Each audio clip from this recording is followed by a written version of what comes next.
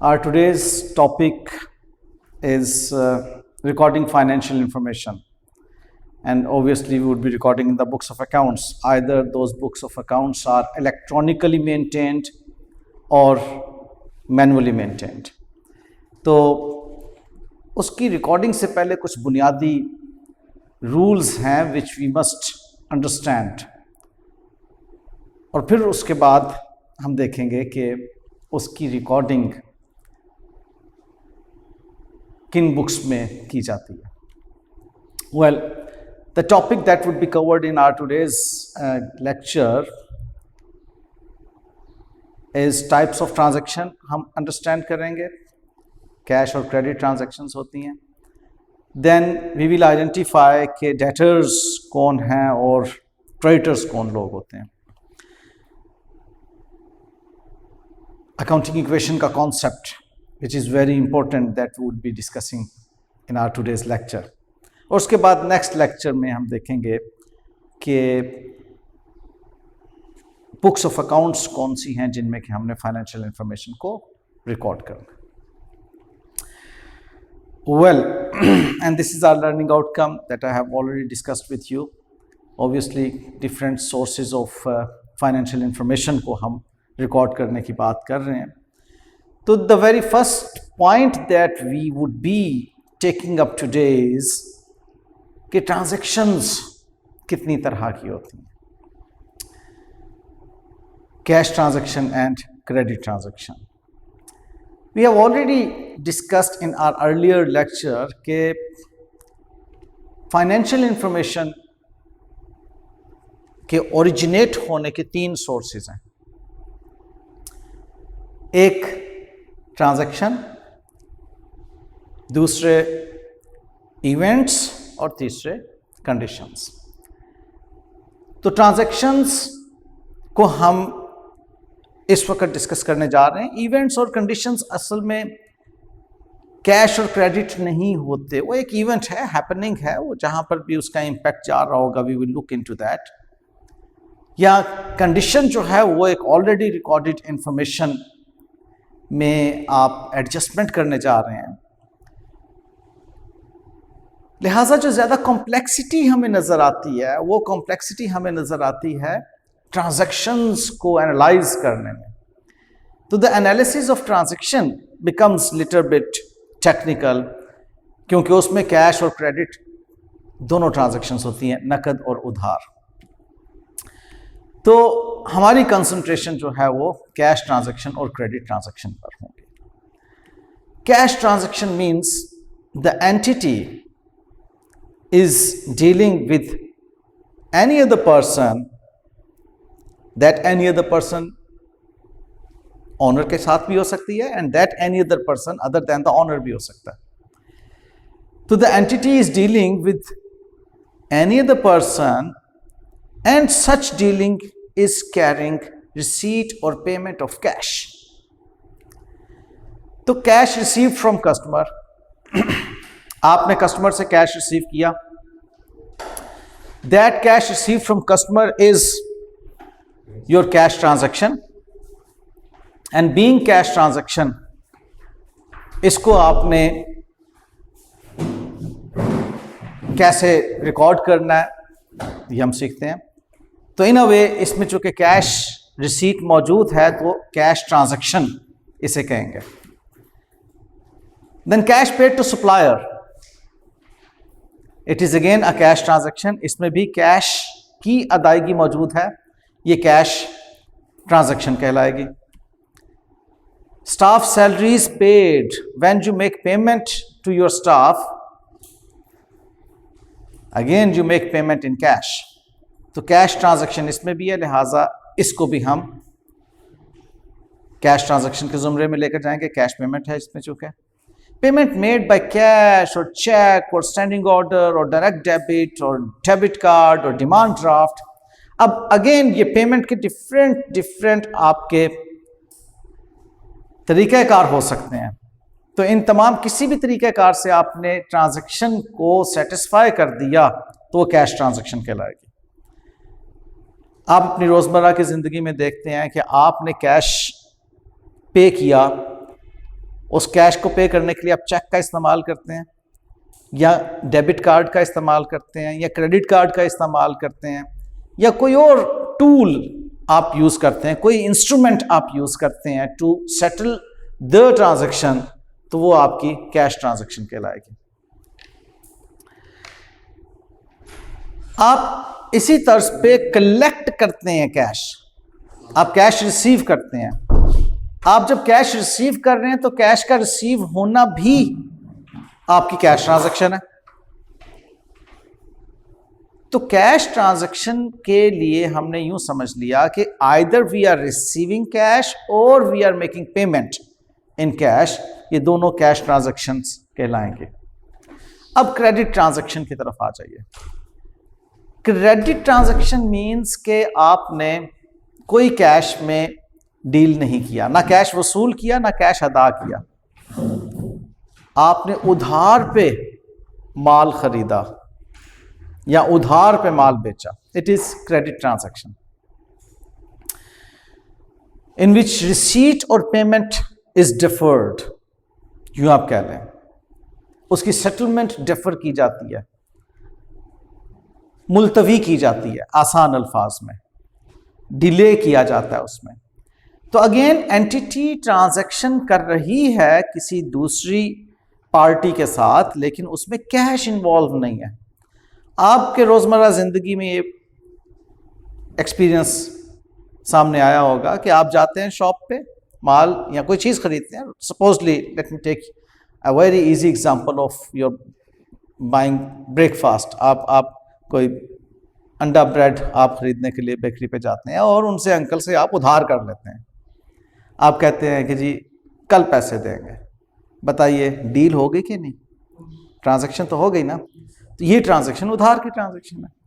तब कारोबार के पॉइंट ऑफ व्यू से देखिए, आपने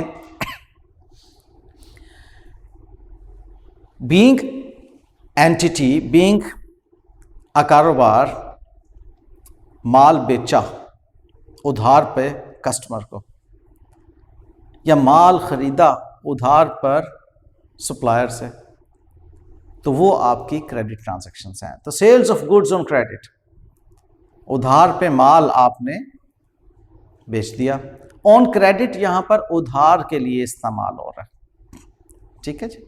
purchase of goods on credit, आपने उधार पे माल खरीदा। अच्छा, अब उधार पे माल जो बेचा था आपने कस्टमर्स को, अगर वो कस्टमर्स वापस कर देते हैं माल, तो इसमें भी कैश तो नहीं है कहीं, क्योंकि आपने जब माल उनको बेचा था आपने कैश रिसीव नहीं किया था। अब जो माल बेचा हुआ उनको अगर पसंद नहीं आता फॉर सम रीजन या डिफेक्टिव है, तो आपको माल वापस कर देते हैं। तो वो कैश का तो तकाजा नहीं कर सकते ना, तो वो एक उधार बेचे हुए माल का रिटर्न है, ठीक है। तो return of goods from customer. इसी तरह से आप गुड्स सप्लायर से जो बाय करते हैं वो भी आप उनको वापस कर सकते हैं। तो रिटर्न ऑफ गुड्स, आपने सप्लायर से माल खरीदा, उसे कैश तो नहीं दिया था, आपने उसे वापस कर दिया, तो ये आपका जो है परचेजेस रिटर्न, गुड्स जो परचेज की थी उनका return without having cash received और पेड। तो ये आपकी क्रेडिट ट्रांजैक्शन की एग्जांपल्स हैं। हमने जो सीखा एक्सक्यूज मी, हमने जो सीखा अपने इस सेक्शन में कि cash transaction is about cash inflow and cash outflow,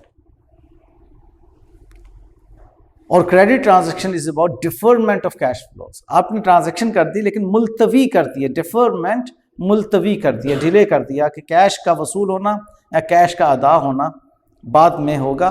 फिलहाल माल खरीदते हैं या माल बेचते हैं without having any cash dealing. हमने अब रिकॉर्ड करना है इनको, लेकिन रिकॉर्ड करने से पहले अब हमें पहचानना है कि डेटर और क्रेडिटर कौन होते हैं, ठीक है। तो डेटर एंड क्रेडिटर, इनकी पहचान करने जा रहे हैं।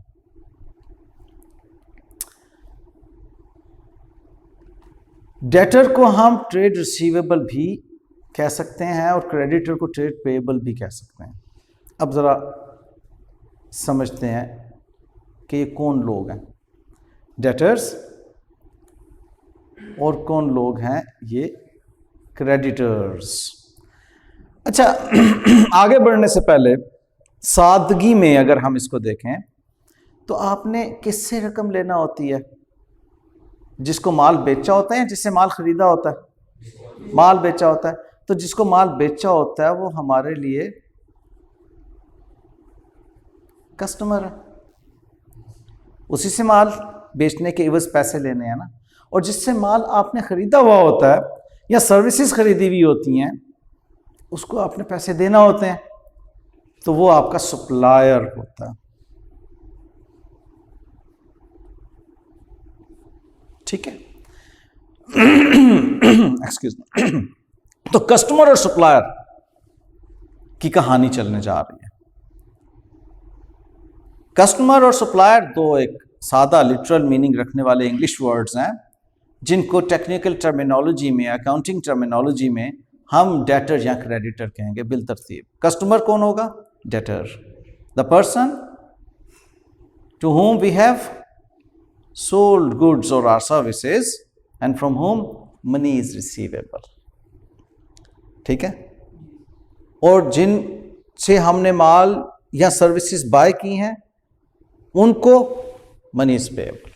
आई ट्रस्ट हमें समझ आ रही है बात की। तो each credit transaction, either that is the credit sales or credit purchases, each credit transaction would be creating either a receivable who is known as debtor or would be creating a payable who is known as creditor। बस इतनी सी बात है। ठीक होगी बात? well, इसकी examples में अब हम देखते हैं क्या है जी। एंटिटी बायस प्रोडक्ट, वो गुड्स, देखें प्रोडक्ट क्या है? जो भी कोई एक ऑर्गेनाइजेशन है वो जो कस्टमर्स के लिए माल या सर्विसेज या खिदमात तैयार करती है और कस्टमर को बेचती है, that is known as product. ठीक है, आप अकाउंटेंट बनने जा रहे हैं इंशाल्लाह, when you would be an accountant, आप अपनी सर्विसेज सेल कर रहे होंगे। तो वो जो आप अपनी सर्विसेज सेल कर रहे होंगे कस्टमर को, क्लाइंट को, दैट क्लाइंट आपकी प्रोडक्ट ले रहे हैं। आपकी प्रोडक्ट क्या है? आप ऑडिट की सर्विसेज दे रहे हैं, आप टैक्सेशन की सर्विसेज दे रहे हैं, आप कंसल्टेंसी की सर्विसेज दे रहे हैं। ठीक है, तो you are selling your services to your client. अब अगर तो आपका क्लाइंट उसी वक्त आपको पैसे दे देता है तो मामला खत्म, आपने उसकी कोई ट्रांजैक्शन को रिकॉर्ड नहीं करना, कुछ भी आपने बुक्स ऑफ अकाउंट्स मेंटेन नहीं करनी। अगर वो कहता है कि जी आपसे मैंने सर्विसेज ली हैं, आपको मैं पैसे 1 महीने के बाद दे दूंगा, तो वो आपका डेटर बन जाता है। बात क्लियर? तो द एंटिटी बायस प्रोडक्ट, वो गुड्स भी हो सकती हैं, सर्विसेज भी हो सकती हैं। एक बात मैं पहले आपके साथ लास्ट लेक्चर में डिस्कस कर चुका हूं कि एंटिटी कौन है। एंटिटी इज द ऑर्गेनाइजेशन जिसमें आप एज एन अकाउंटेंट बैठे हुए हैं। ये डायग्राम हमेशा ज़हन में रखनी है, हमेशा। You are sitting as an accountant in that organisation, in that entity. तो उस ऑर्गेनाइजेशन में आप एक अकाउंटेंट के तौर पे बैठे हुए हैं और ट्रांजैक्शंस को एनालाइज कर रहे हैं। वो ट्रांजैक्शंस का ताल्लुक किसके साथ है? एंटिटी के साथ।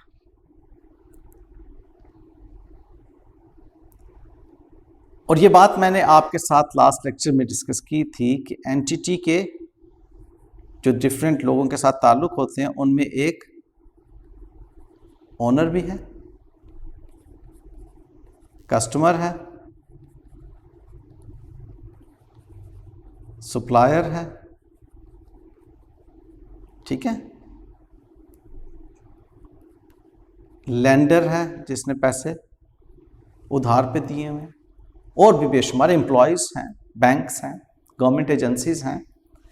इनके साथ ही डील कर रहे हैं ना, इनके साथ उसकी ट्रांजैक्शंस चल रही हैं, ठीक है। तो एंटिटी ने ट्रांजैक्शन करना है इन लोगों के साथ, और आपने बीइंग अकाउंटेंट उधर बैठ के उसको एनालाइज करना और रिकॉर्ड करना। ये तसव्वुर 100% क्लियर होगा तो अकाउंटिंग बड़ी आसान लगेगी। अदरवाइज आप घूमते फिरेंगे, कभी आप ऑनर बन के सोच रहे होंगे, कभी आप सप्लायर बन के सोच रहे होंगे, कभी आप कस्टमर बन के सोच रहे होंगे। तो आपकी सोच सिर्फ और सिर्फ ये होनी चाहिए कि you are an accountant sitting in the entity and all the transactions whatever you are dealing in, वो ट्रांजैक्शंस एंटिटी की ट्रांजैक्शन है मुख्तलिफ लोगों के साथ। ऑलराइट, तो एग्जाम्पल के तौर पे what we are learning now कि an entity buys product from supplier without making cash payment, ये एक एग्जाम्पल है। और an entity sells product goods और services to its customer without receiving cash, ये इसकी दो बुनियादी एग्जाम्पल्स हैं। तो डेटर कौन हुआ? Customers to whom product goods और services were sold and money is receivable. ठीक है जी।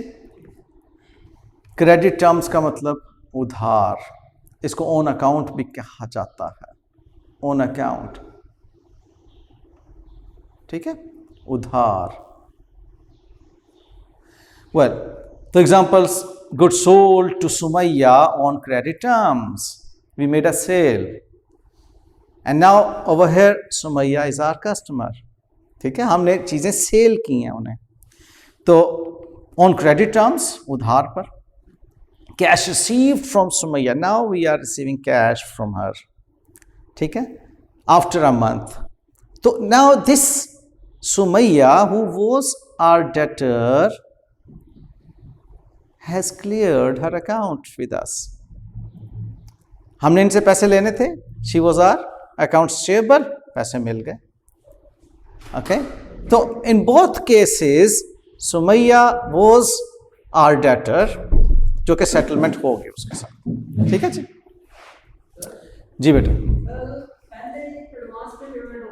जी, एडवांस में पेमेंट होगी जब, तो वो फिर कैश ट्रांजैक्शन होगी। ठीक है, any transaction in which you are having cash is a cash transaction. Either you have received cash or you have made payment in cash, that is a cash transaction. ठीक है, अब आपने advance में cash receive कर लिया, वो cash transaction थी, उसके अगेंस्ट आपने चीजें सेल कर दी। ठीक है, अब वो एडवांस की सेटलमेंट हो जाएगी, वो एक एडजस्टमेंट आ जाएगी कि एडवांस में जो रिसीव किया था उसके अगेंस्ट हमने चीजें सेल करती हैं। हम इन तमाम को रिकॉर्ड करना सीखेंगे। Okay, well, next example. Okay, here Sumaiya is account receivable debtor, और जो डेटर्स होते हैं उनका ताल्लुक हमारे एसेट्स के साथ होता है। ठीक है, डेटर्स एसेट्स होते हैं। एसेट्स की डेफिनेशन हमने लर्न की थी लास्ट लेक्चर के अंदर कि दीज आर द रिसोर्सेज जो कि हमें, हम कौन है? एंटिटी। ऑलवेज रिमेंबर, मैंने अभी आपसे बात की, we are the accountants sitting in the entity. तो अगर मैं बात कर रहा हूँ कि हमने रिसीव करना है या हमने पे करना है, तो यहां पे हमने का मतलब द एंटिटी। ऑलराइट, तो debtor is an asset, why? Because ये एक ऐसा रिसोर्स है जिससे हम रिसीव करेंगे फ्यूचर में इकोनॉमिक बेनिफिट्स, या रिसोर्सेज एम्बॉडिंग इकोनॉमिक बेनिफिट्स। ये बात क्लियर हो रही है? क्रेडिटर्स, जैसे पहले मैंने अभी आपसे बात की कि जी ये सप्लायर्स होते हैं, हमने इन्हें पैसे देना होते हैं अगेंस्ट माल उधार पे खरीदने के अगेंस्ट, या सर्विसेज उधार पे खरीदने के अगेंस्ट। तो suppliers from home the goods, and again the goods could be your product which could be your goods or services are purchased on credit terms, and यहाँ पर examples purchased from मरियम, और फिर आपने मरियम को 1 महीने के बाद पैसे अदा कर दिए। तो मरियम आपके लिए यहाँ पर क्या आ रही हैं जी? अकाउंट्स पेएबल, और हम इसको टर्मिनोलॉजी वाइज क्रेडिटर कहते हैं, and Mariam is a liability for us. Liability है ना, बोझ है ना एंटिटी पर, alright, which will be settled in future. Settle की जब बात करते हैं, सेटलमेंट का मतलब क्या है? पैसे अदा कर देना या पैसे वसूल हो जाना, सेटलमेंट हो गई ना, मामला कंप्लीट हो गया, खत्म हो गया, मुकमुका हो गया, alright, that is settlement. So let's have a small practice on it. Identify which of the following is a cash or credit transaction, and also identify the personal account involved in the transaction as if that is a debtor or a creditor. All right.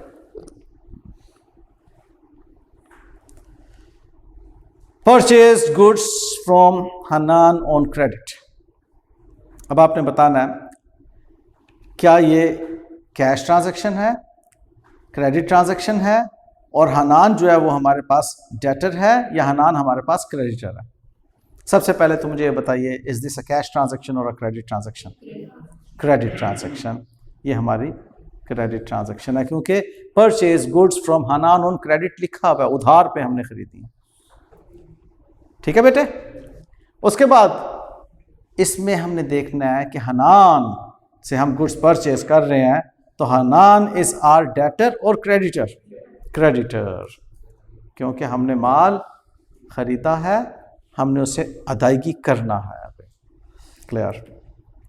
Next देखते हैं, cash paid to Maria on account. अब बात क्या है कि हमने मारिया को क्यों कैश देना है? वैसे तो नहीं, मारिया जा रही थी, हमने कहा बेटा जी ये लो कैश लेते जाओ, ऐसा तो नहीं है ना, कोई रीजन होगी पीछे। वो क्या रीजन होगी? यस, वो हमारे लिए एक लायबिलिटी होगी, तो हम कहेंगे कि okay we are making payment to settle your account which we had in the last few months और व्हाट्सएवर। एक पास्ट में ट्रांजैक्शन हुई थी, उस पर बेस्ड आपको हमने पैसे देने थे, तो this is what we are paying. लेकिन सबसे पहले आइडेंटिफाई करें, is this a cash transaction और क्रेडिट ट्रांजैक्शन? कैश और credit? Cash. Why? Because cash involve है इसमें, we are making payment of cash, तो it is a cash transaction. Alright, and now इसमें मारिया हमारे लिए डेटर थी या क्रेडिटर थी? क्रेडिटर, लायबिलिटी थी, हमने उन्हें अदा कर दिया, तो ये हमारे क्रेडिटर अकाउंट्स पेबल सेटल हो गए। समझ में आती है बात? Great. Now received cash from star brothers on account. हम इसमें कैश रिसीव कर रहे हैं या पे कर रहे हैं या उधार है? कैश रिसीव कर रहे हैं। तो कोई भी ट्रांजैक्शन जिसमें हम कैश रिसीव कर रहे हैं, तो कैश ट्रांजैक्शन होगी या क्रेडिट ट्रांजैक्शन होगी? कैश ट्रांजैक्शन होगी। तो पहली बात ये कि this is a cash transaction. भले लिखा हुआ है बेटे ऑन अकाउंट, वही वाली बात ना जो मारिया के केस में मैंने की थी, मैं किसी को चलते हुए बेटे आओ पैसे ले जाओ, हैं वंडी दे पैसे। ऑन अकाउंट जस्ट ये है कि I am just emphasising on the fact कि मैंने मारिया के पैसे देने थे, Maria was my liability and I have settled this by making payment in cash। तो on account याद रखिएगा, अल्फाज के ऊपर रट्टा लगा के कॉन्सेप्ट नहीं बनाना, बल्कि उसकी थीम समझनी है कि क्या हो रही है। ऑन अकाउंट तो आपको जब आपने उधार खरीदा होगा तो भी लिखा हुआ नजर आएगा ऑन क्रेडिट या ऑन अकाउंट, और जब आप कैश पे कर रहे होंगे तो तब वो भी लिखा हुआ आएगा कि आपने उधार पे उससे कुछ ना कुछ खरीदा हुआ था, तो आज उस उधार की सेटलमेंट कर रहे हैं। देखो ना, मैंने अगर यहाँ पर लिखा होता purchase of goods from Hanan on account, यहाँ पे ऑन अकाउंट लिखा जा सकता है ना। ऑन अकाउंट का मतलब क्या है कि मैंने यहाँ पर उधार पे माल उससे खरीदा था, और यहाँ सपोजली मैं मारिया की जगह हनान लिख देता, मारिया की जगह अगर हनान लिख देता, तो इसका मतलब क्या था कि उधार पे जो हनान से मैंने माल खरीदा था उसको मैंने अदायगी करके मामला रफा दफा कर दिया, सेटल कर दिया। तो मैं एक एम्फेसिस कर रहा हूँ एक फैक्ट पे कि मैं ये पेमेंट क्यों कर रहा हूँ मारिया को, because Maria was my liability. On account मुझे शो कर रहा है कि मारिया वॉज माई लायबिलिटी। अच्छा, अब यहां पर अगर मैं ऑन अकाउंट ना लिखता, जरा देखिएगा बेटे, आपके सवाल के जवाब में बात करने जा रहा हूं। अगर यहां पे मैं लिखता paid cash to Maria as salary, Maria को किसी भी वजह से मैं पेमेंट कर सकता हूं ना। अब यहां पर क्या है कि मारिया यहां पर अब मेरे लिए लायबिलिटी नहीं थी बल्कि स्टाफ मेंबर थी, मैंने सैलरीज पे की हैं। या मैं कहूं paid cash to Maria as commission. अब यहां पर क्या है कि Maria acted for my entity as an agent and I am making payment of a commission to हर।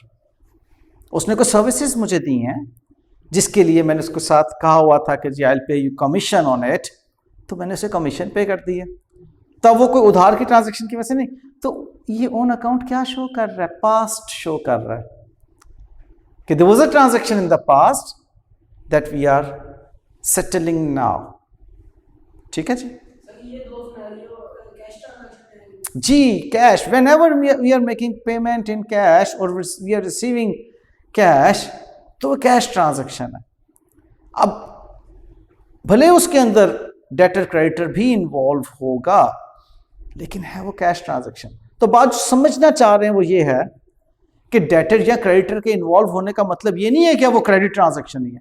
आपने डेटर या क्रेडिटर को सेटल भी तो करना है ना। डेटर से कैश रिसीव करना है, जब कैश रिसीव करेंगे कैश ट्रांजैक्शन हो जाएगी डेटर से। क्रेडिटर्स को कैश पे करना है, जब भी आप कैश पे करेंगे वो कैश ट्रांजैक्शन हो जाएगी क्रेडिटर के साथ। Got the point? यस। तो excuse me, received cash from star brothers on account. अब आपने स्टार ब्रदर्स से कैश लेना था, तो स्टार ब्रदर्स इसका मतलब हमारे डेटर थे, रिसीवेबल्स थे, उनसे कैश लेना था। तो ये जनाब आपके अकाउंट रिसीवेबल से कैश रिसीव हो गया, बात खत्म हो गई, सेटल हो गई। अब हमें ठीक समझ आ गई बेटे? ठीक है, थिंग्स क्लियर? मेरे ऑनलाइन स्टूडेंट्स, जी बचाज, do you have any question?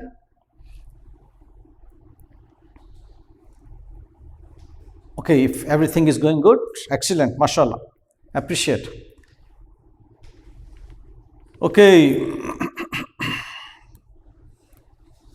ये हमने हाईलाइट कर दिया इसको, और यूँ अब नेक्स्ट प्रैक्टिस क्वेश्चन पे हम चलते हैं। इसका next point, paid cash to Donald on account. अब यहाँ पे डोनाल्ड अंकल क्या है जी हमारे लिए? Creditor. We are making payment, cash transaction है और वो क्रेडिटर है। ठीक है, जहां पर भी कैश पेमेंट रिसीट की बात आ जाए। Sold goods John Smith on credit, हमने उधार पर चीजें सेल की। तो is it a cash transaction? No, cash नहीं, ऑन अकाउंट हमने चीजें सेल की, उधार पर चीजें सेल की। When it is a credit transaction, तो अब हम अगली बात क्या देखेंगे? अब इस क्रेडिट ट्रांजैक्शन से पैदा कौन हो रहा है, डेटर या क्रेडिटर? हमने चीजें सेल की है ना, तो ये हमारा कस्टमर बना ना, तो कस्टमर तो फिर डेटर ही होता है ना, रिसीवेबल है ना। टर्मिनोलॉजीज हैं जो हम याद कर रहे हैं, कुछ टर्मिनोलॉजीज को याद करना पड़ता है।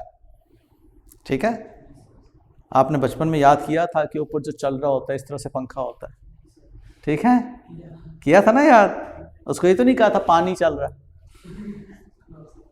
ठीक है, तो कुछ चीजें तो बहरहाल याद करना होती है ना। तो ये कस्टमर जो होगा हमारा डेटर है। Excuse me. Well, next comes purchase goods from Michael and company. हमने अब यहां पर कुछ नहीं लिखा हुआ कि कैश पर है या क्रेडिट पर है, कंफ्यूजन आ गई। ठीक है, यस, चूंकि यहां पे कैश नहीं लिखा हुआ तो हम इसको क्या एज्यूम करेंगे? On account. ठीक है, ये बात जहन में रख लीजिएगा। अदरवाइज कैश लिखा होता या इसकी रिसीट के रेफरेंस में या पेमेंट के रेफरेंस में कोई बात लिखा होती तो वो फिर कैश ट्रांजैक्शन बन जाती। कुछ नहीं मेंशन तो it means this is on account, this is a credit transaction.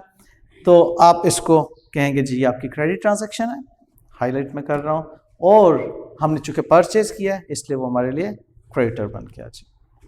Well, एक और छोटी सी प्रैक्टिस कर लेते हैं अभी, और आई ट्रस्ट कि जब हम ये प्रैक्टिस कर लेंगे तो हमें अब ये बातें समझ में आ जाएंगी अच्छी सी। Identify which of the following is a cash और credit transaction. Also identify the person involve in this transaction is a debtor और क्रेडिटर। वही वाली बात हम फर्दर प्रैक्टिस करने चाह रहे हैं। Bought motor car for cash, cash transaction है। Cash sorry paid creditor Donald by cash, cash transaction है। अब भले उसने लफ्ज़ कह दिया कि क्रेडिटर है डोनल्ड इसमें इन्वॉल्व, तो स्टूडेंट को बस कंफ्यूज ही करना होता है, अदरवाइज उसकी अच्छे से अगर ग्रिप है कॉन्सेप्ट पे तो कंफ्यूज भी नहीं होता, समझ आ जाती है उसको। Paid cash to Meera on account, cash transaction, भले ऑन अकाउंट आप उसको कर रहे हैं लेकिन आपने कैश पे किया। Sold motor car for cash to Dawood, cash transaction. Bought furniture on credit from Henry, credit transaction. ठीक है, अभी मैं आपसे पूछूंगा कि इनमें डेटर क्रेडिटर कौन है, वो बाद में मैं आपसे पूछता हूँ। Received cash from star brothers on account, cash transaction, cash receive किया। ऑनर हमेश introduced further cash into the business, cash transaction. Loan in cash received from Jasmine, cash transaction. Paid Richard by cheque on account and sold goods on credit to Nelson. अच्छा, अब मुझे जरा बताइए, आपने number 1 transaction जो कि cash transaction है जिसमें हमने अब ये आइडेंटिफाई करना है, do we have any debtor और क्रेडिटर इन दिस ट्रांजैक्शन? कोई डेटर या क्रेडिटर है? नहीं, क्योंकि आप गए, आपने गाड़ी खरीदी और कैश दे दिया, बात खत्म होगी, कोई क्रेडिटर नहीं बना। क्रेडिटर तो जब पैदा होता है when you have entered into credit transaction। अब जब क्रेडिटर पैदा ही नहीं हुआ तो आप उसको बिल्कुल भी अपनी बुक्स में नहीं लेकर जाएंगे। हाँ, पास्ट में अगर पैदा हो चुका होता तो फिर आप ये ना कहते कि बॉट मोटर कार, क्योंकि बॉट मोटर कार तो पास्ट में हुई थी। आज आप कहते हैं कि paid cash to the creditor against purchase of motor car, तो फिर क्रेडिटर आपका आइडेंटिफाई हो जाता है।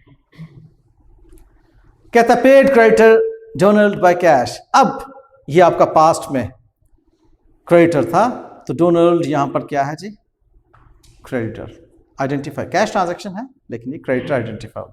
Cash paid to Meera on account. अब बताइए, मीरा हमारे पास यहां पर क्रेडिटर थी, good. Sold motor car for cash to Dawood.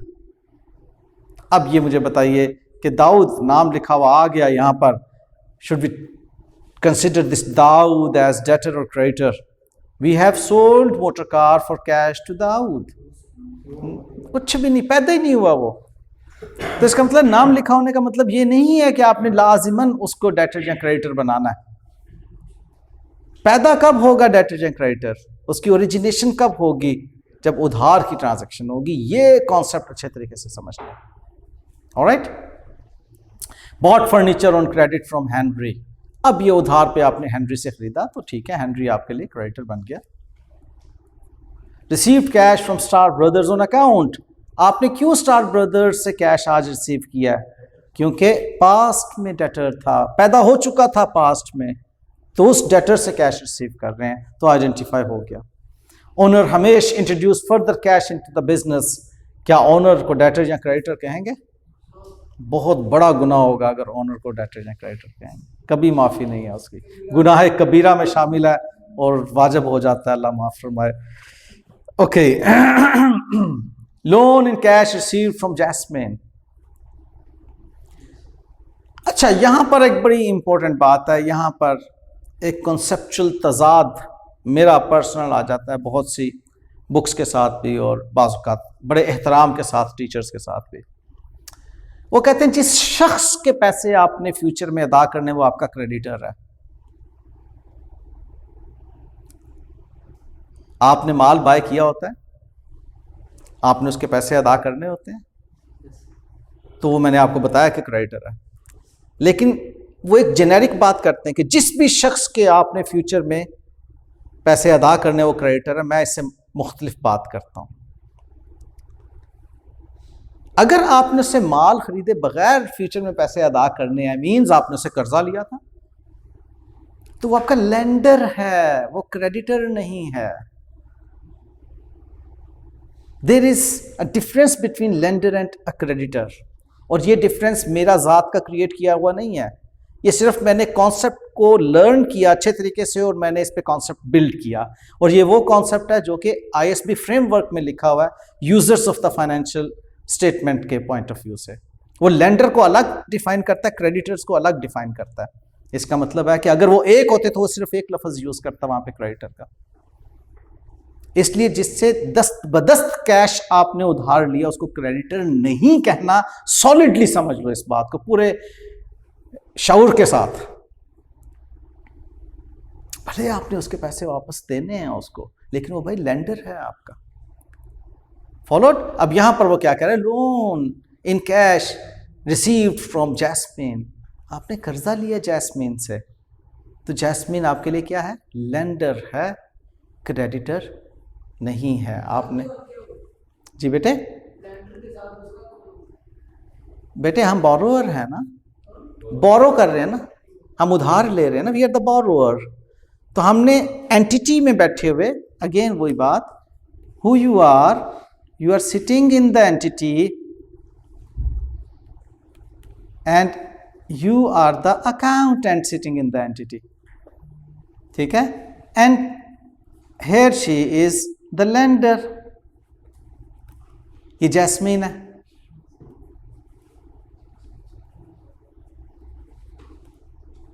ठीक है जी।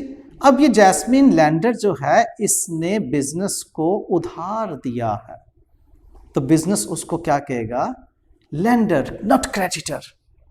उधार में कैश उधार के तौर पे लोन एडवांस किया उसने, हमने बोरो किया। ठीक है ना बेटे। वेल बच्चों को बातें ठीक समझ आ रही हैं? ऑनलाइन बचास,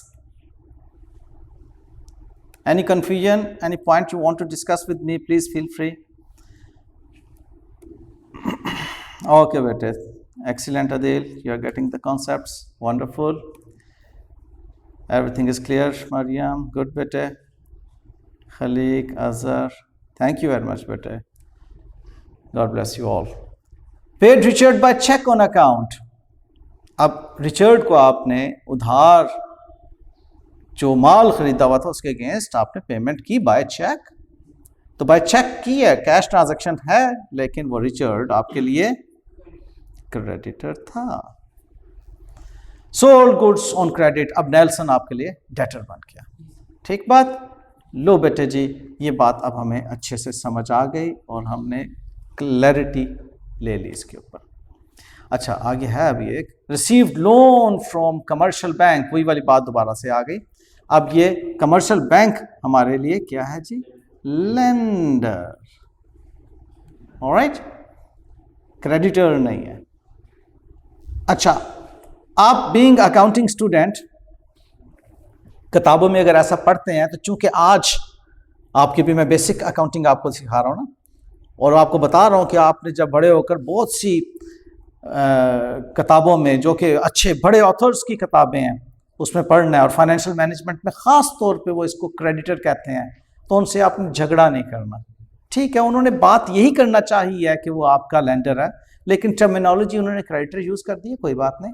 आपका अपना कॉन्सेप्ट क्लियर होना चाहिए, क्योंकि हमारा फ्रेमवर्क जो है आईएसबी फ्रेमवर्क, वो लेंडर और क्रेडिटर को अलग अलग डिस्कस करता है हमारे साथ। ठीक बात। तो once for ever you have learned this concept कि who is creditor and who is lender. Thank you.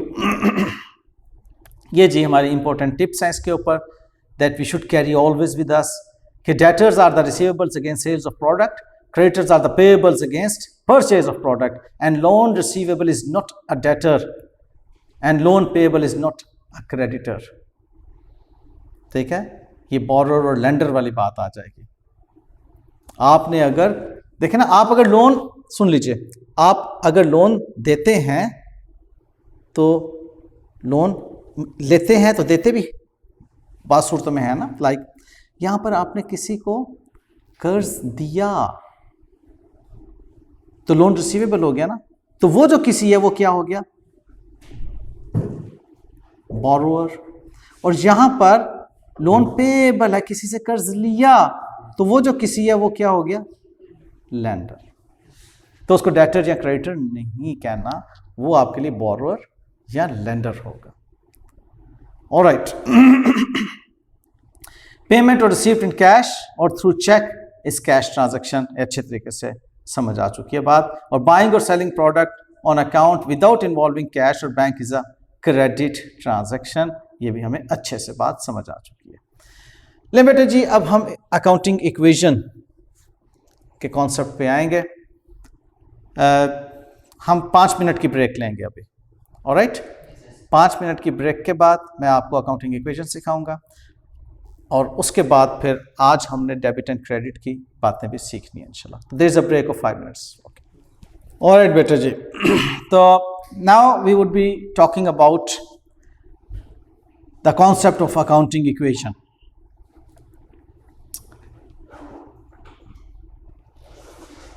Accounting equation दरअसल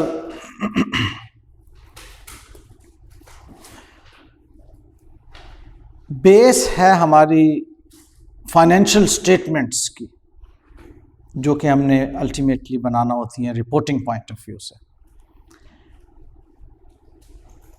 और यही बेस भी बनती है कॉन्सेप्ट को क्लियर करने के लिए, जब हमने रिकॉर्ड करने के लिए सोचना शुरू करना होता है उस कॉन्सेप्ट को क्लियर करने के लिए. लिहाजा इस पे बहुत तवज्जो आपकी रिक्वायर्ड होगी.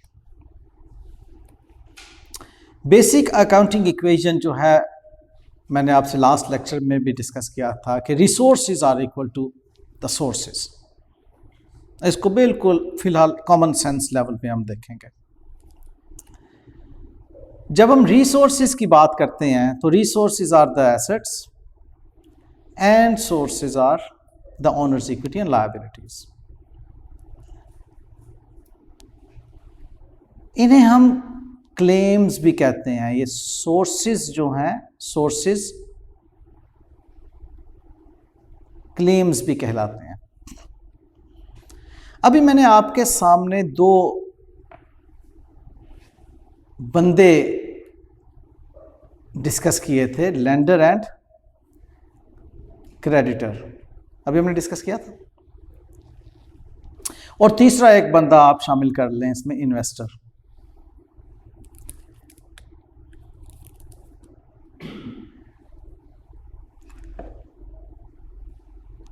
जिसने इन्वेस्टमेंट की हुई है, ओनर है, जो आपका बिजनेस का जो ओनर है. ये 3 लोग बिजनेस को फाइनेंस देते हैं, provider of the finance.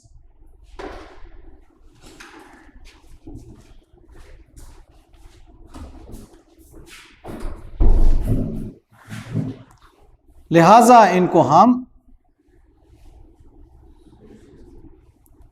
Sources कहते हैं बिजनेस के लिए.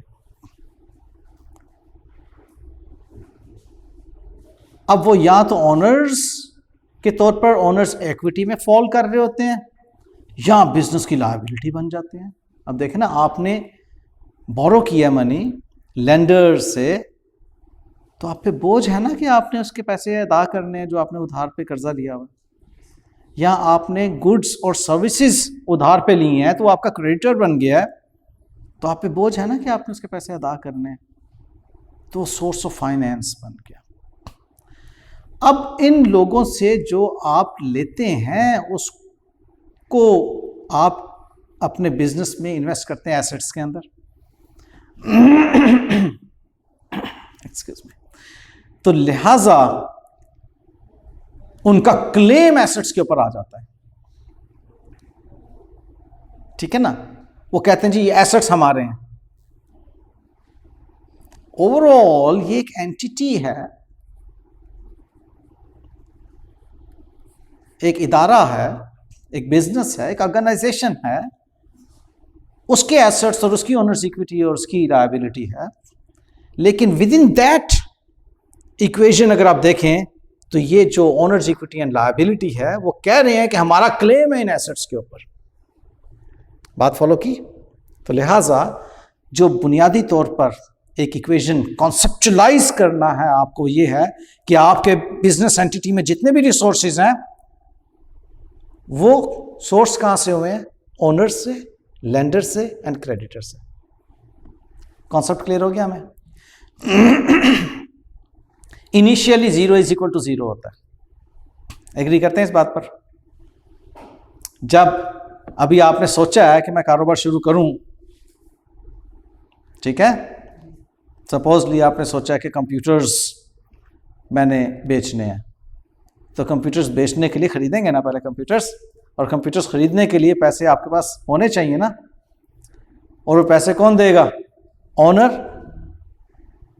आप अगर ओनर ही हैं उस बिजनेस के तो आपके पास कुछ सेविंग्स होना चाहिए, और अगर वो पैसे कुछ कम पड़ते हैं तो फिर आप बोरो करेंगे, लेंडर से पैसे लेंगे। अब जरा मेरी बात को थोड़ा सा आपने इन्वॉल्व होकर सुनना है। आपके पास सेविंग्स थी सपोजली 10 लाख रुपए, आपने कहा 10 लाख से काम नहीं बनता, मुझे 5 लाख मजीद लेने, 5 लाख आपने कर्ज ले लिया, फर्ज कर लेते हैं बैंक से लिया आपने, 15 लाख हो गया। आपने एक शॉप कंप्यूटर मार्केट के अंदर आपने एक शॉप रेंट पे ले ली। अब उस शॉप को रेंट पे लेने के लिए आपको कुछ खर्च करना पड़ेगा, कि फिक्सचर्स उसमें लगाना पड़ेंगे, रैक्स वैक्स बनाना पड़ेंगे, फर्नीचर करना पड़ेगा, एसी लगाना पड़ेगा।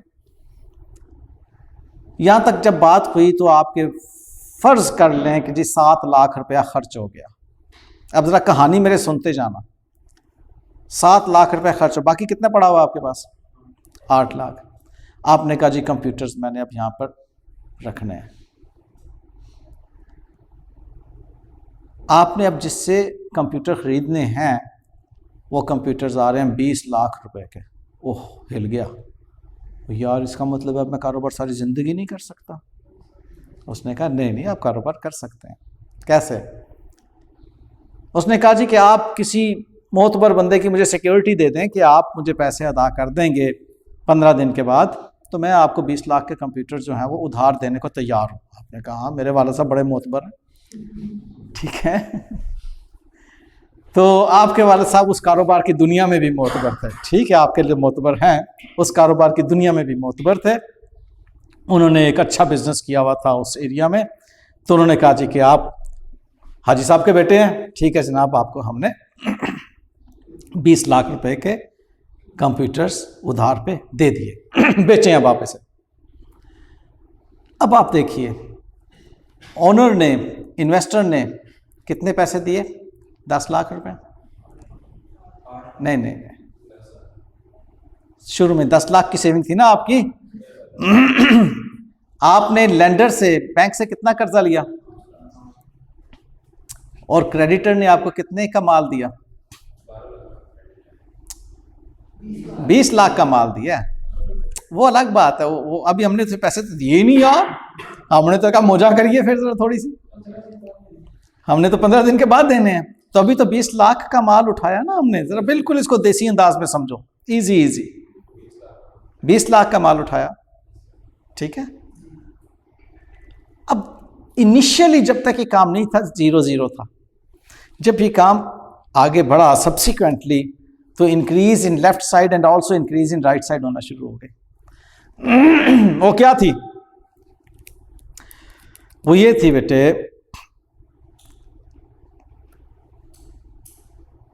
मैं कलर थोड़ा सा चेंज करके आपके साथ गुफ्तगू करता हूं। वो ये थी कि 10 लाख का एसेट हमारे पास आया, कहां से? 10 लाख का कैश आया हमारे पास, कहां से आया? ओनर से आया ना, ओनर से 10 लाख रुपए आया। तो मेरी एक साइड पर 10 आया, दूसरी साइड पर भी 10 आया, ठीक है। क्योंकि 10 जो कैश मेरे पास आया, मैंने कहा ये भाई एसेट है मेरे लिए, तो बड़ा संभाल के नहीं रखा आपने उसको। एसेट क्या होता है? जिसने आपको फ्यूचर में बेनिफिट देना है, आपने वो जनाब अलमारी में बंद करके रख दिया। वो लिया किससे आपने? ओनर से। अब यहां पे मेरी एक बात याद रखना जो बहुत जरूरी है, अब आपको अपनी हैसियत तब्दील करना होगी। अब आप ओनर, इसको एनालाइज करने के लिए, अब आप कौन हैं? अब आप एंटिटी में बैठे हुए अकाउंटेंट हैं यू, और ओनर एंटिटी से बाहर मौजूद है। अब यू कौन है? अकाउंटेंट अंदर जो बैठा हुआ। अब आपकी हैसियत एंटिटी में बैठे हुए अकाउंटेंट की है, ओनर एंटिटी से बाहर है, भले फिजिकली आप एक ही हैं।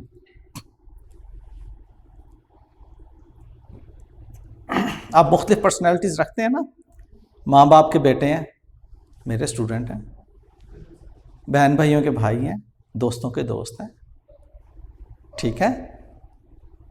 एक ही वक्त में आप मुख्तलिफ हैसियत रखते हैं, तो उसी वक्त में उस एंटिटी की, चूंकि अकाउंटिंग आप कर रहे हैं, आपने अकाउंटेंट नहीं कोई अपॉइंट किया हुआ, तो आप अकाउंटेंट के तौर पे सोचेंगे, लेकिन उसी एंटिटी के ओनर भी हैं। आप ओनर की कैप उतार के अकाउंटेंट की कैप पहन लेंगे।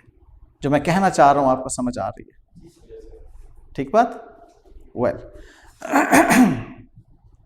अब बीइंग एन अकाउंटेंट आप सोच रहे हैं कि 10,000 रुपया मुझे ओनर ने दिया। हाँ दिया, लिहाजा ओनर्स इक्विटी में आपने वो 10 लाख रुपया आपने ओनर्स इक्विटी में लिख दिया, और वो 10 लाख जो आया दराज में ताला लगा के चाबी अकाउंटेंट की जेब में, क्योंकि उसने फ्यूचर में काम आना है। 5 लाख रुपया आपने बैंक से कर्जा लिया, बताइए इक्वेशन की दोनों साइड्स पे नहीं आएगा? एक तरफ कर्जा लिया, लेंडर लायबिलिटी बना आपकी, और कैश आया ना आपके पास, अकाउंटेंट ने वो कैश भी उठाया और रख दिया दराज में। ओके, अब क्या हुआ? अकाउंटेंट ने 7 लाख रुपया खर्च किया फिक्सचर पे, रैक्स बनवाए, या उस दुकान का आपने कोई पगड़ी शगड़ी दी, कोई सिक्योरिटी दी, इस तरह के आपने कोई इंस्टॉलेशंस की, एसी लगवाया वगैरह वगैरह। तो वो जो फिक्सचर है उसके लिए आपने कैश में से निकाला 7 लाख, और एसेट की हैसियत चेंज कर दी, फिक्सचर बन गया। अब वो फिक्सचर आपको अगले सालों में फायदा देगा? एसी मुझे बताएं जरा बात को मैं थोड़ा सा इजी वे में लेकर जाना चाहूंगा आपको समझाने के लिए, एकदम से टर्मिनोलॉजी की भरमार नहीं करना चाहूंगा।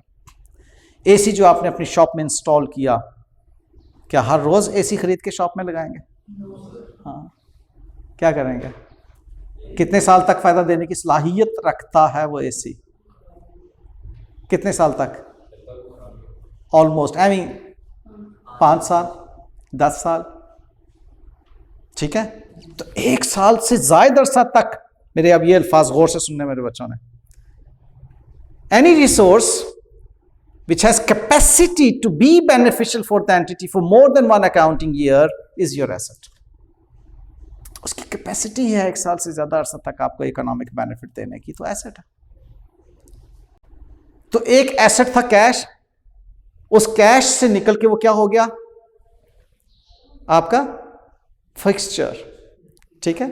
तो हम ये बात कर रहे थे कि वो फिक्सचर उसने ले लिया। जब उसने फिक्सचर लिया तो उसका एसेट कैश कैटेगरी से निकल के फिक्सचर कैटेगरी में चला गया। ये वाली जो साइड थी, इस साइड पर अब जरा इसको थोड़ा सा यूं देख लीजिए, आपको इस वाली साइड पर, एक्सक्यूज मी, इस वाली साइड पर क्या अमाउंट है आपके पास, और टोटल इस वाली साइड पर क्या अमाउंट है? यहां पर आप देखिए 10 + 5 15 -7 + 7। तो जी आप अभी क्वेश्चन क्या कर रहे थे कि जी +7 क्यों किया? क्योंकि ये फिक्सचर आ गया ना यहाँ पे, ये कैश था, कैश से निकल के आपने फिक्सचर, फिक्सचर को मुश्किल लफ्ज तो नहीं लग रहा? ये एसी फिक्स जो हुआ है ना, ठीक है, वो जो कर्टन्स हैं फिक्स हुए होते हैं ना, रैक्स शोकेस फिक्स हुए होते हैं ना, तो हम अकाउंटेंट्स उसको फिक्सचर कहते हैं। अब तुम अकाउंटेंट्स भी उसको फिक्सचर ही कहोगे, ठीक है? Okay okay, these are the fixtures. Well, तो हमारे पास इक्वेशन की एक साइड पे 15 है और दूसरी साइड पर भी 15 है। Equation is equal, equation means both side should remain equal. Okay, तो अब हुआ ये कि अगर एक साइड पे इंक्रीज हो रहा है तो दूसरी साइड पर भी इंक्रीज ही हो रहा होगा, ठीक है बेटा? और अगर एक साइड पर डिक्रीज हो रहा है तो दूसरी साइड पर भी डिक्रीज होना चाहिए, या एक ही साइड पर इंक्रीज डिक्रीज दोनों नजर आना चाहिए, तभी इक्वेशन इक्वल रहेगी ना आपकी। Very well done. तो अब मैं जरा थोड़ा सा फॉर्मल होके आपको, अच्छा अगर आप वो पिछली वाली कहानी, वो 20 लाख क्रेडिटर वाली कहानी भी लेना चाहते हैं तो वो भी हम देख लेते हैं। आपने 20 लाख के क्रेडिटर्स पैदा हुए आपके पास, किसके अगेंस्ट? आपने यहां पर देखना है कि 20 लाख की इन्वेंट्री आपके पास आई है लैपटॉप्स की, एम आई राइट? आपने कुछ नहीं दिया ना, वो सिर्फ एक पर्सनल गारंटी पर 20 लाख का माल आपके पास आ गया। तो 20 लाख का जब माल आपके पास आया तो आपके रिसोर्सेज में इन्वेंट्री जो कि फ्यूचर में बिकेगी, आपका एसेट बन गई, और 20 लाख उधर से लायबिलिटी क्रेडिटर का आ गया। अब ये इन बुनियादी बातों को हम कैरी करते हैं और लर्न करते हैं एक अकाउंटिंग इक्वेशन को बेस बनाकर। यहाँ पर एक छोटी सी और बात समझ लीजिए कि हमने लास्ट लेक्चर में 5 हेड्स ऑफ अकाउंट्स देखे थे। वो कौन से हेड्स ऑफ अकाउंट्स थे बेटे? Assets, liabilities, honours equity, incomes and expenses, ठीक है ना बेटे? तो ये तीन तो आपके इस्तेमाल हो गए। पहले जो अकाउंटिंग इक्वेशन आपके साथ मैंने डिस्कस की, assets is equal to owners equity plus liability, इन दो को हम कहाँ यूज़ करते हैं? इनके लिए एक और अकाउंटिंग इक्वेशन बनती है। वो अकाउंटिंग इक्वेशन क्या है? वो है कि incomes minus expenses is equal to profit. अब यहाँ पर रिलैक्स होकर मेरी बात पहले समझ लें। बातों को याद हमने उस तरह से नहीं करना कि जी बस सिर्फ याद ही करना है, कॉन्सेप्ट भी हमें लेना है। एंटिटी आपकी है, आपने अपनी सेविंग्स के साथ उस एंटिटी को शुरू किया। उस एंटिटी ने 20 लाख के कंप्यूटर्स खरीदे। उस एंटिटी ने बिजली का बिल भी अदा करना, कोई 2-3 असिस्टेंट्स भी उसने रखे हुए होंगे, उनकी सैलरी पे करेगा, कोई क्लीनिंग वगैरह के लिए भी कोई बंदा आएगा, क्लीनिंग करेगा, मेंटेनेंस वगैरह के लिए। फॉर एग्जांपल हम 1 महीने की अकाउंटिंग करते हैं, उस 20 लाख के कंप्यूटर्स को उसने 1 महीने में सेल करना है। अब आप एक बिजनेस ओनर के तौर पर मुझे बताइए सोचकर कि 20 लाख के कंप्यूटर्स को आप कितने का सेल करना चाहेंगे? 12 लाख में, 2 लाख में, 10 लाख में, 17 लाख में, या 40 लाख में? अच्छा 30 लाख में, थोड़ा सा कम कर लें। अच्छा, आपने 30 क्यों कहा? जरा सोच के बताएं, बड़ा रिलैक्स हो के, आपको मजा आएगा, अल्टीमेटली मजा आएगा आपको। यस, आप प्रॉफिट भी कमाना चाह रहे हैं। आपने 20 लाख में जो कंप्यूटर्स खरीदे, अगर 30 में बेचेंगे तो ऊपर 10 लाख का प्रॉफिट आएगा, और ये वो प्रॉफिट है जिसमें से अभी आपने कुछ खर्चे करने हैं। वो कौन से खर्चे करने हैं? सैलरीज, बिजली का bill, cleaning, repair, maintenance, office का रेंट, उस शॉप का रेंट। तो वो फॉर एग्जांपल आपके कोई 6 लाख के खर्चे निकल जाते हैं, तो 4 लाख का प्रॉफिट 1 महीने में कट तो नहीं है यार? काफ़ी है, हैं? ठीक है। पढ़ाई नहीं छोड़नी। हाँ, ओके। अच्छा, आपको जो एंटिटी ने 4 लाख का प्रॉफिट कमाया, अब मैंने सवाल को गौर से सुन के आपने ही जवाब देना है। एंटिटी ने जो 4 लाख रुपए का प्रॉफिट कमाया, किसके लिए कमाया? अपने लिए। एंटिटी ने जो 4 लाख रुपए का प्रॉफिट कमाया, किसके लिए कमाया? ऑनलाइन बच्चा क्या कह रहा है? ओनर के लिए कमाया। शाबाश मरियम बेटा, ओनर के लिए कमाया, क्योंकि ओनर का भी क्लेम है ना। तो ओनर कहेगा, देखो ना, end of the day you are the owner now. कह रहे मैंने 10 लाख की सेविंग दी थी, मैंने इतनी मेहनत की पूरा महीना, मैं बैंक के पास गया, कर्जा दे दो ਤੁਹਾਡੀ मेहरबानी, मैं क्रेडिटर के पास गया, उधार दे दो ਤੁਹਾਡੀ मेहरबानी, ठीक है। उसके बाद मैंने कस्टमर्स को जो है वो एडवर्टाइज किया कि माल खरीद लो ਤੁਹਾਡੀ मेहरबानी, ठीक है। ठीक है, तो अब वो एक्सपेक्ट कर रहे हैं ना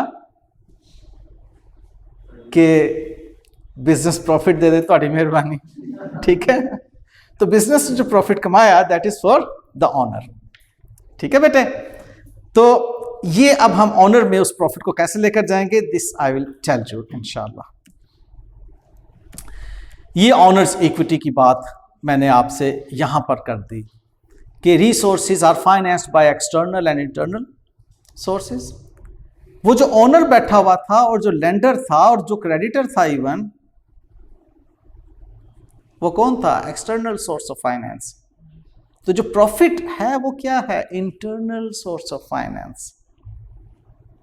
ये भी तो सोर्स बना ना, ठीक है बेटे। प्रॉफिट भी तो सोर्स बन रहा है ना उस बिजनेस के एसेट्स को बढ़ाने का। लिहाजा उस प्रॉफिट को हम ओनर्स इक्विटी के अंदर शामिल कर देते हैं, कैपिटल में शामिल कर देते हैं, जो हमने ओनर से लिया होता है। ओके, बिजनेस ने कमा लिया। अब अगला भी एक और कॉन्सेप्ट अभी सीख लो, आगे इक्वेशन में हमें इसे डिस्कस करना है, ज्यादा मजा आएगा उस वक्त। अब बिजनेस ने ओनर्स इक्विटी में शामिल तो कर दिया, इक्वेशन का हिस्सा तो बना दिया, लेकिन अभी ओनर को दिया नहीं। याद रखें, आप बिजनेस में बैठे हुए अकाउंटेंट हैं और ये ओनर है, दोनों अलग अलग हैं। ये अकाउंटेंट ने बिजनेस को, ओनर को कुछ देना है। अब यहां पर एक अकाउंटेंट की अक्लमंदी सामने आएगी। Accountant is the manager of the entity.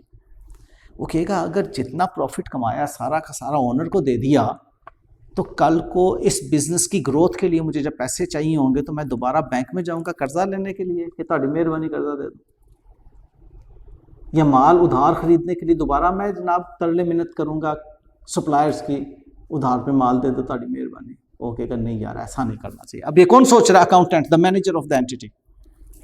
क्योंकि ओनर तो कहेगा कि मुझे 4 लाख का 4 लाख मिल जाए, लेकिन मैनेजर जो है, जो बिजनेस को चला रहा है, वो कहेगा नहीं, ऐसा नहीं करना चाहिए मुझे। हाँ, वो क्या कहेगा? वो कैपिटल में जो प्रॉफिट, ये देखो ना, 10 लाख ओनर का था, 4 प्रॉफिट हुआ, वो उसमें से ओनर को सपोजली 3 दे देगा। वो कहता जी ओनर 3 ले ले, बाकी 1 उसके कैपिटल में डाल देगा। वो कहेगा जाए आपकी, ठीक है मैंने 3 दे दिया आपको, 3 से आप मौज करें, 1 महीने के लिए काफ़ी है। 1 मैंने आपका रिटेन कर लिया। ओनर को कह रहा है, कौन? Accountant, manager of the entity, owner को कह रहा है कि मैंने 1 लाख आपका रिटेन कर लिया, रिटेन्ड प्रॉफिट है ये आपका, मेरे पास आपकी अमानत है, आपका क्लेम है। अब 11 लाख के बराबर 10 आपने सेविंग दी थी, 1 आपका रिटेन प्रॉफिट है, 3 मैंने आपको ड्राइंग्स की शक्ल में डिवाइड कर दिया उसने, उस प्रॉफिट को कुछ हिस्सा रिटेन और कुछ डिस्ट्रीब्यूट करके। ठीक बात?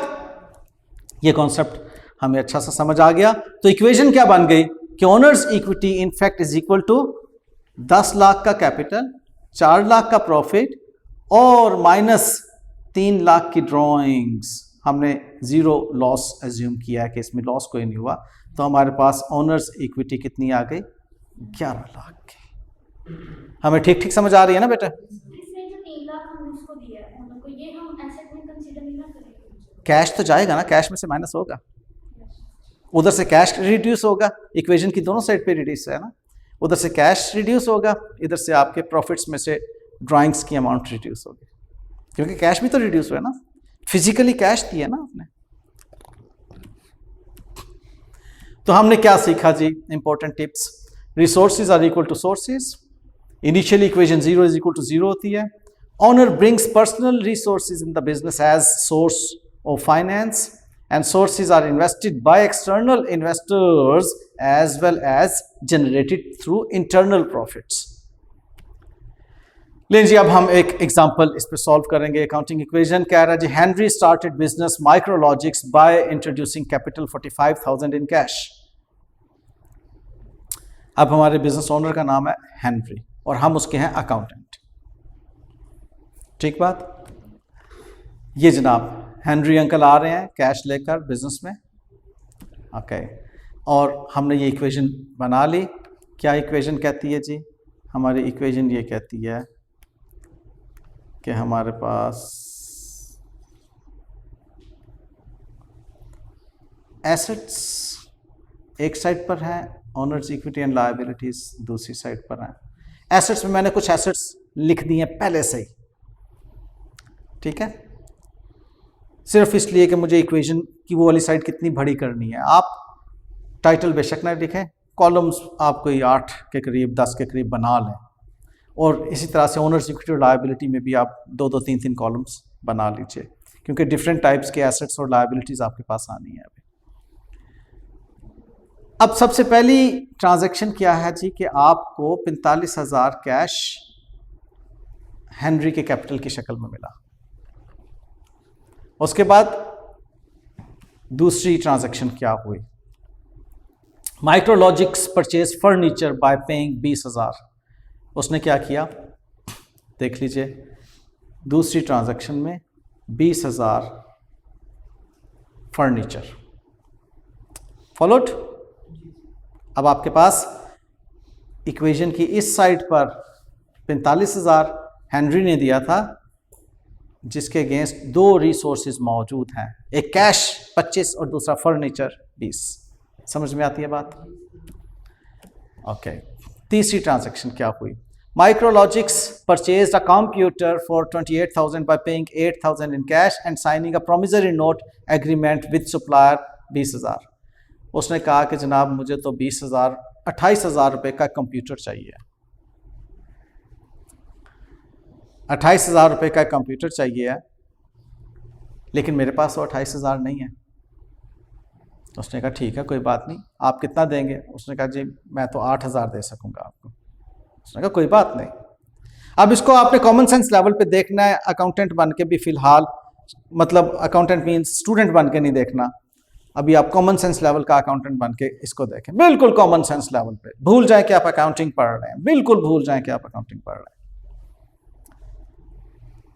आप जाते हैं कंप्यूटर शॉप पे 28,000 का कंप्यूटर लेने, कैश जेब में 8,000 है। वो अंकल आपके चचा को जानते हैं अच्छे तरीके से, उन्होंने कहा फलाने का भतीजा है, हाँ जी।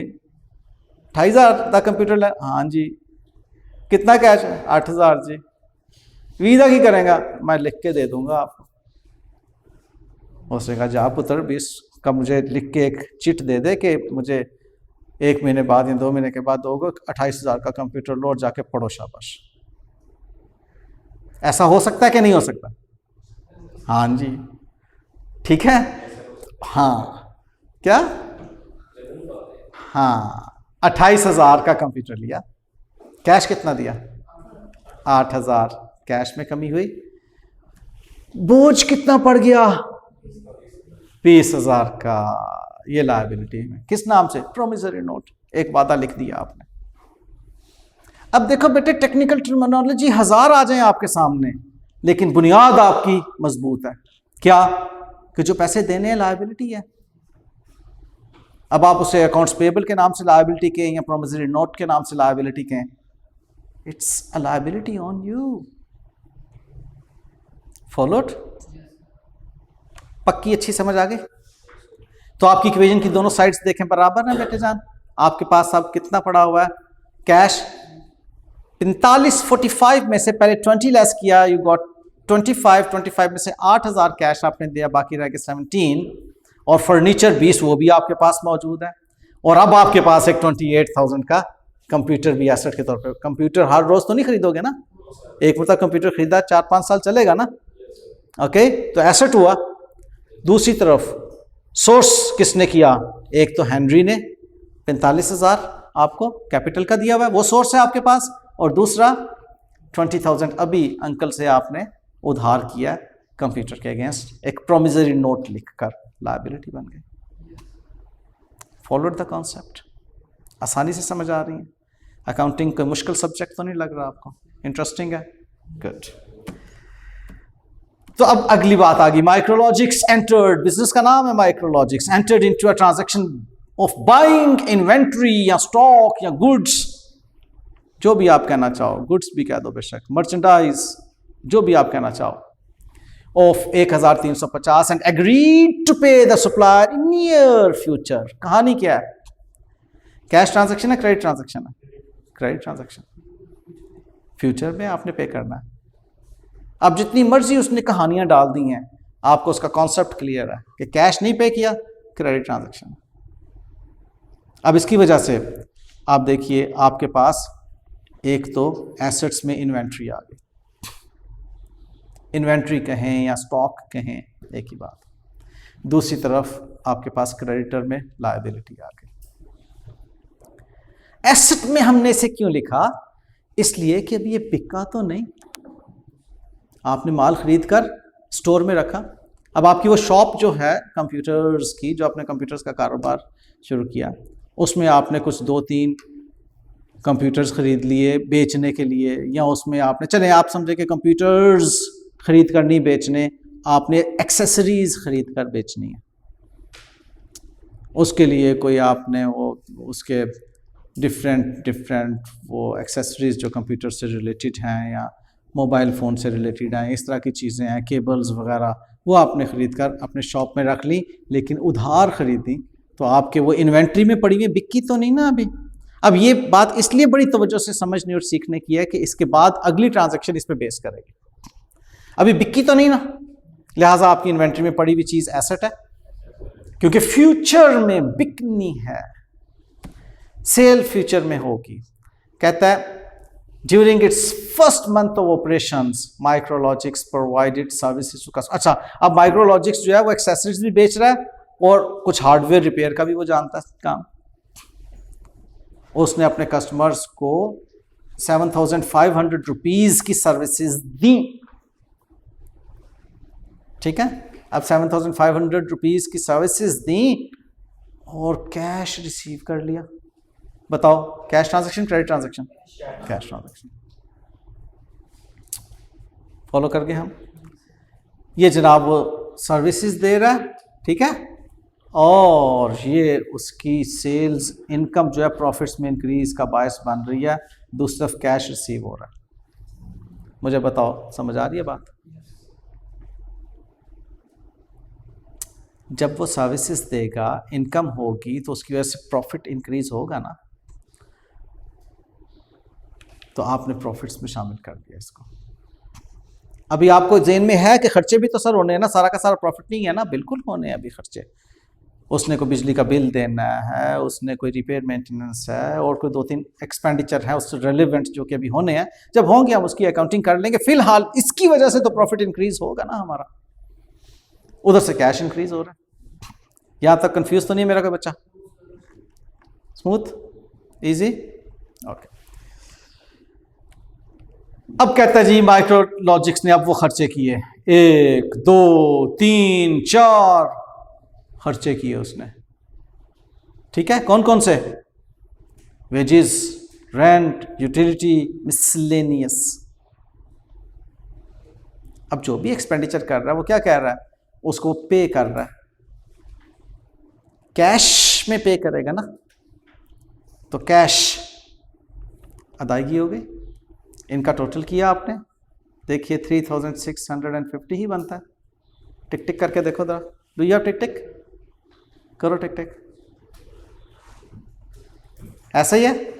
2,125 plus 800 plus 450 plus 275 equals to 3650। तो अब आप देखें, मैंने आपको कहा था ना कि आपके प्रॉफिट्स को रिड्यूस करेगा एक्सपेंस, तो ये जनाब आपके प्रॉफिट्स को रिड्यूस किया। सही, आपने इनकम्स की वजह से प्रॉफिट्स को इंक्रीज किया था और जो एक्सपेंस हुए हैं उसकी वजह से प्रॉफिट्स को डिक्रीज कर दिया, रिड्यूस कर दिया, तो आपके पास एक अमाउंट ऑफ प्रॉफिट 3850 अब जो नज़र आ रही है। अब आपके दिल को क्या लग रहा है कि हाँ यार ठीक है, ये अब प्रॉफिट हुआ हमें। ठीक है, समझ आ गई बेटा? एक्सीलेंट एक्सीलेंट, माशाल्लाह।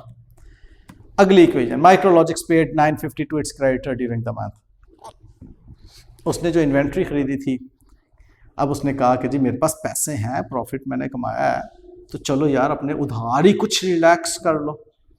तो ये कैश 950 का पे हुआ और ये लायबिलिटी जो थी आपकी 950 से रिड्यूस कर गई। इक्वेशन की दोनों साइड्स पे माइनस।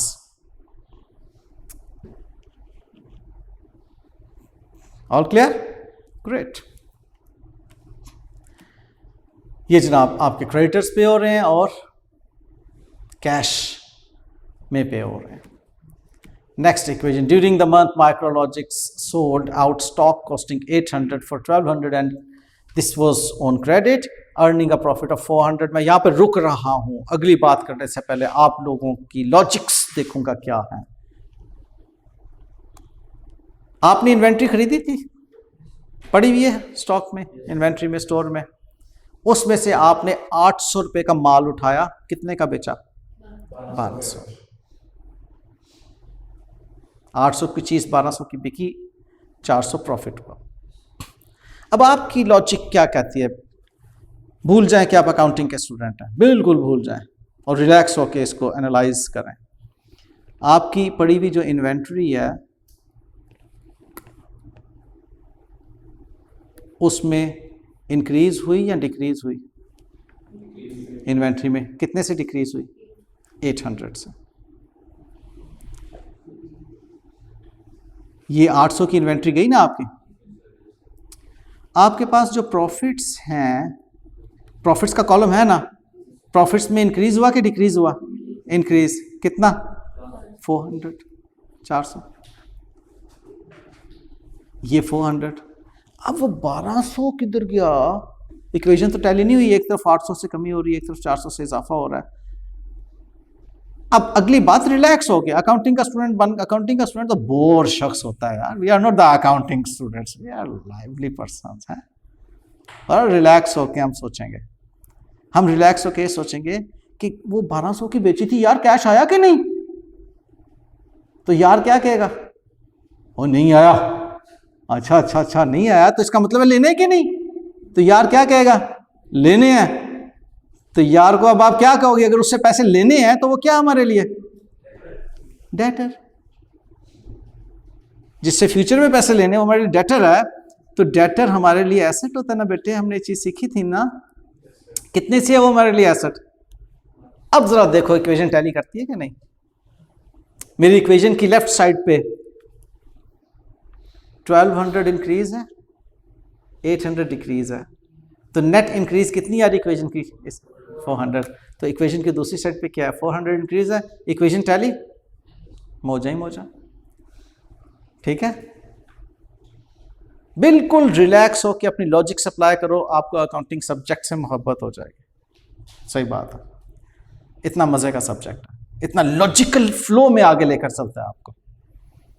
वो जो एक सोच में आती है ना बात कि अकाउंटिंग तो बड़ा खुश्क सब्जेक्ट है और अकाउंटेंट तो होते ही बड़े खुश्क लोग हैं, किस प्रोफेशन में आ गए हम, वो गलत बातें हैं। ठीक है, बिल्कुल अपनी लॉजिक्स को इस्तेमाल करो, आपको आपके सब्जेक्ट के साथ वाकईतन मोहब्बत हो जाएगी और आपको अच्छा लगेगा कि यार मैं अकाउंटेंट बन रहा हूँ। अब देखिए सेल की है आपने, और ये देखिए इन्वेंट्री में 800 की डिक्रीज की, डेटर्स 1200 से इंक्रीज हुए, दूसरी तरफ प्रॉफिट्स आपके 400 से इंक्रीज हुए। बात बनती? एक्सीलेंट एक्सीलेंट, रियली एक्सीलेंट, माशाल्लाह। अगर समझ आ रही है तो I am more than happy, माशाल्लाह।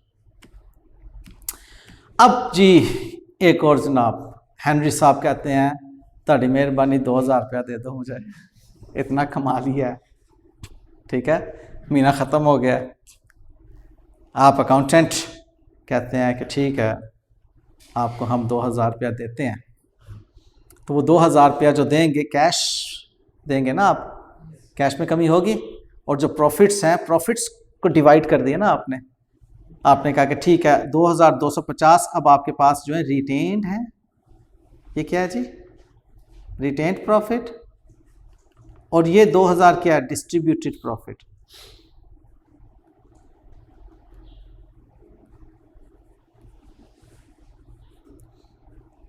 टर्मिनोलॉजी को रट्टा बाद में लगा लेंगे, जिस तरह बचपन में पंखे को पंखा रट्टा लगाया था हमने, ठीक है, वो लगा लेंगे, लेकिन फिलहाल उसका कॉन्सेप्ट ले लो।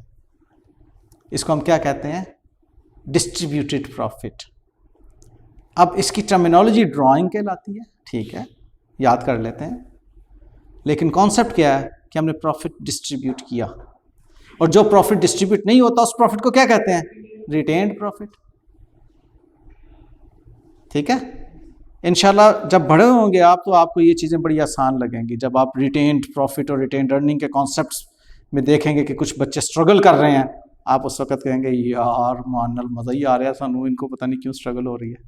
ठीक है, एक्सलेंट बेटे, गॉड ब्लेस यू ऑल।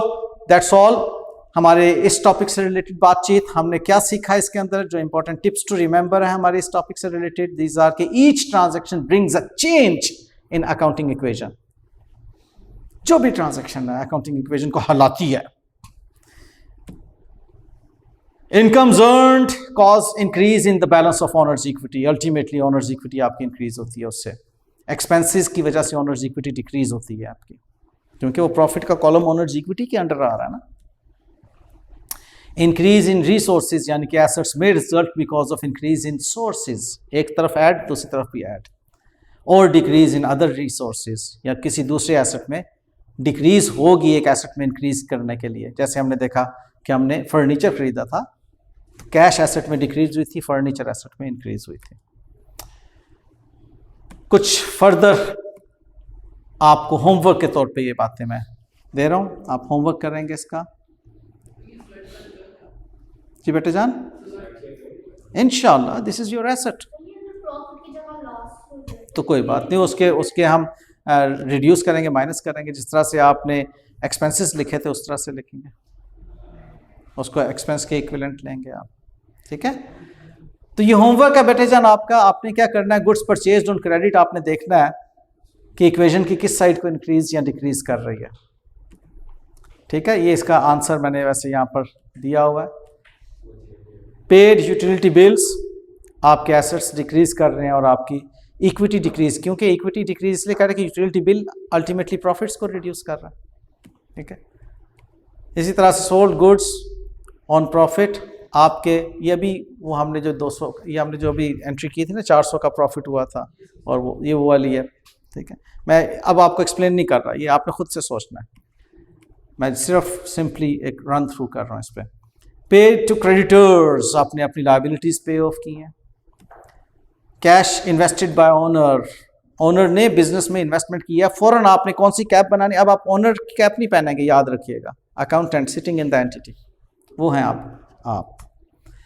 और जनाब, owner buys a new car for personal resource, अपनी जात के लिए, अपने जाती रिसोर्सेज से उसने गाड़ी खरीदी, बिजनेस में कोई इफेक्ट आएगा? No effect. ठीक है, अकाउंटिंग इक्वेशन में कोई इफेक्ट नहीं आएगा। गुड्स लॉस्ट बाय फायर, आग लग गई, चीज़ें ज़ाया हो गई, आपकी इन्वेंट्री रिड्यूस होगी, एसेट्स रिड्यूस हो गए, दूसरी तरफ आपको लॉस हुआ, इक्विटी में माइनस होगा। ड्रॉइंग्स, वही प्रॉफिट डिस्ट्रीब्यूट किया आपने, आपके एसेट्स डिक्रीज हो रहे हैं क्योंकि आपने कैश दिया और आपकी इक्विटी रिड्यूस कर रही है। लोन बैंक से लिया, लेंडर आपकी लायबिलिटी बन रहा है और दूसरी तरफ आपका कैश इंक्रीज कर रहा है। आपने लोन लिया तो कैश एसेट इंक्रीज और लायबिलिटी आपकी इंक्रीज। रिसीव कमीशन, आपने किसी के लिए एजेंसी सर्विसेज दी, आपको कमीशन रिसीव हुई, आपके पास कैश आया और दूसरी तरफ आपकी इनकम इंक्रीज हुई, जिसकी वजह से इक्विटी इंक्रीज हो जाएगी। ठीक है जी, ओके बेटे जान, दैट्स ऑल।